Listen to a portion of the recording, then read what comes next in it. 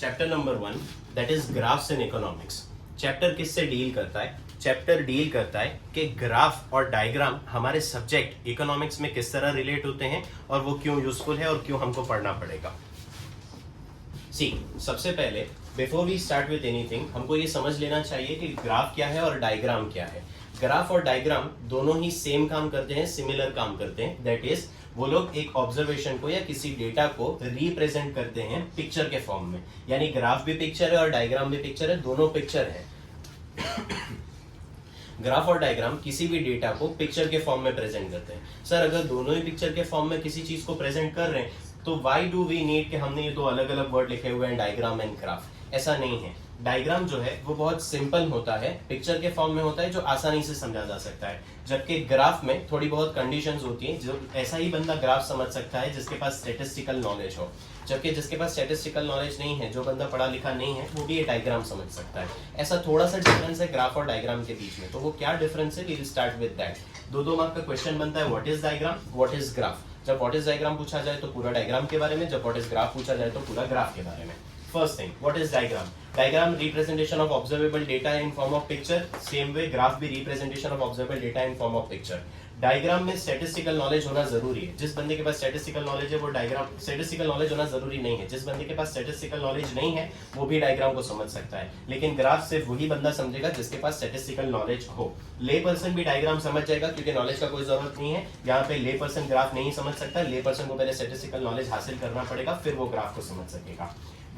Diagram is drawn for discrete frequency, whereas graph is drawn for continuous frequency.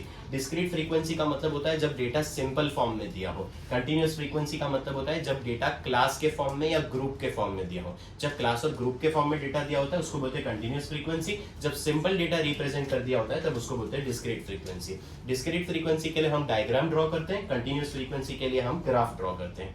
Diagram कौन use करता है? Diagrams are used by government, advertising company and social organisation. जो लोग social काम करते हैं, social welfare के लिए काम करते हैं, वो लोग भी इसको इस्तेमाल करते हैं। गवर्नमेंट भी इसको इस्तेमाल करती है और एडवर्टाइजमेंट कंपनीज भी इसको इस्तेमाल करती हैं डायग्राम्स को, क्योंकि डायग्राम जल्दी कोई भी समझ जाता है, हर कोई समझ सकता है और डायग्राम के लिए अटेंशन ग्रैब करना भी आसान काम है। वेरएज़ जब हम ग्राफ के बारे में बात करते हैं तो ग्राफ बहुत डिफिकल्ट चीज होता है क्योंकि उसके लिए स्टैटिस्टिकल नॉलेज का होना जरूरी है। ले पर्सन ऐसे ही कोई भी देखेगा उसको तो समझ नहीं पाएगा ग्राफ को। इसीलिए graph are generally used by researcher and educationist, यानी पढ़ाने वाले या खुद पढ़ाई करने वाले लोग ग्राफ को इस्तेमाल करते हैं। Graph is drawn on graph paper.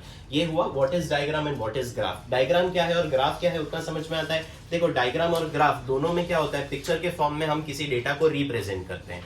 यानी क्या कि भैया पिक्चर के फॉर्म में डेटा रिप्रेजेंट हो रहा है, अगर वो डेटा कोई भी आदमी समझ सकता है, ले पर्सन समझ सकता है, बगैर स्टैटिस्टिकल नॉलेज वाला समझ सकता है, तो वो डायग्राम है। अगर वो पिक्चर या डेटा कोई आदमी नहीं समझ सकता, ऐसा ही आदमी समझ सकता है जिसके पास स्टैटिस्टिकल नॉलेज है, तो उसको मैं बोलूंगा ग्राफ है। Graph is drawn for continuous frequency, यानी कोई डेटा जो ग्रुप के फॉर्म में, क्लास के फॉर्म में दिया है, दैट इज ग्राफ। कोई डेटा जो हम सिंपली दिया हुआ है उसको हम सिंपली प्रेजेंट कर सकते हैं बाय यूजिंग डायग्राम। ये हुआ ग्राफ एंड डायग्राम। अब ये ग्राफ और डायग्राम हमारे सब्जेक्ट इकोनॉमिक्स में क्यों आ गया सर? ग्राफ और diagram we have understood what is graph, what is diagram, but ये ग्राफ और डायग्राम हमारे सब्जेक्ट में क्या कर रहा है, इकोनॉमिक्स में क्या कर रहा है? See, it is important to study this graph and diagram in economics. Graph और डायग्राम को हमको हमारे सब्जेक्ट में पढ़ना ही पड़ेगा। It is a question for 3 marks. Write down the importance of graph and diagram in economics. Economics में graph और डायग्राम का इंपॉर्टेंस समझाओ।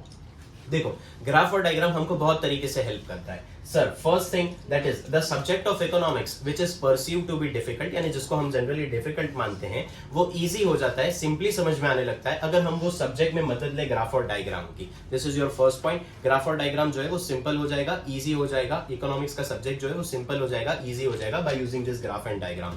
ग्राफ और डायग्राम से 3 फायदे होते हैं। ग्राफ और डायग्राम से हमको इकोनॉमिक का ट्रेंड पता चलता है, हमको इकोनॉमी में होने वाले चेंजेस पता चलते हैं और हम इकोनॉमी में कंपैरिजन कर सकते हैं। ट्रेंड पता चलता है, चेंज पता चलता है, कंपैरिजन होता है। देखो ग्राफ और डायग्राम के 6 इंपॉर्टेंस है, हम इसको 6 वजह से पढ़ रहे हैं।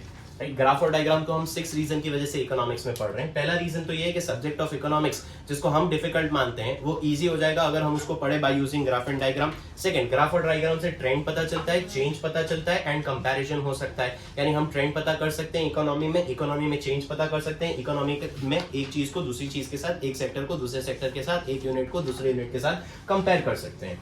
ग्राफ और डायग्राम से सबसे बड़ा बेनिफिट तो ये है कि जब भी हम ग्राफ और डायग्राम को यूज करते हैं तो एक्सप्लेन करने वाले का एक्सप्लेन करने में और रीडर का अंडरस्टैंड करने में टाइम और एफर्ट दोनों सेव हो जाता है। एक्सप्लेन करने वाले का एक्सप्लेन करने में, रीडर का अंडरस्टैंड करने में, टाइम और एफर्ट ये दोनों चीजें हमारी सेव होती हैं जब हम यूज करते हैं ग्राफ और डायग्राम।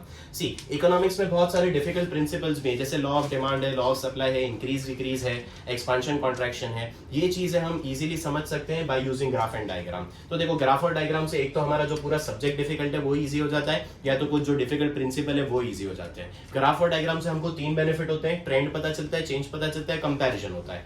ग्राफ और डायग्राम का मेन बेनिफिट ये है कि एक्सप्लेनर का एक्सप्लेन करने में, यानी मेरा तुमको समझाने में और तुम्हारा रीडर का पढ़ने में, समझने में, अंडरस्टैंड करने में, हम दोनों के लिए आसानी पैदा होती है, which makes it easy in terms of time and effort. हमारा टाइम और एफर्ट दोनों ही सेव होता है, दोनों ही बचता है।